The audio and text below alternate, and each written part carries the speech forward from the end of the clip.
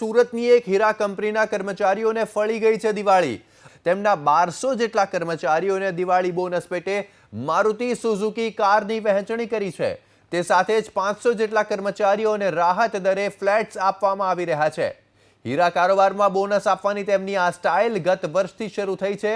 જો કે ડાયમંડ કારોબારમાં ઇન્સેન્ટિવની પ્રથા હોય છે અને બોનસ સાથે ઇન્સેન્ટિવ મળતા સુરત જેવા મોંઘા શહેરમાં કર્મચારીઓ માટે પોતાના ઘરનું ઘર અને પોતાની ગાડીનું સ્વપ્ન સાકાર થાય છે। આપને જણાવી દઈએ કે આ હીરા વેપારી દ્વારા છેલ્લા ઘણા વર્ષોથી આ પ્રકારે બોનસ આપવામાં આવે છે અને સવજીભાઈ ધોળકિયા છે આ હીરા વેપારી કે જેઓ દર વર્ષે પોતાના તમામ કર્મચારીઓને આ પ્રકારે દિવાળીનું બોનસ આપે છે અને દિવાળી બોનસમાં તમે શું ધારી શકો, એક કાર અને એક અપાર્ટમેન્ટ, આ બે વસ્તુઓની દિવાળી બોનસમાં વહેંચણી થાય છે। અમારી સાથે જોડાઈ ગયા છે અમારા સંવાદદાતા ધનરાજ બાગલે કે જે ત્યાં જ ઉપસ્થિત છે।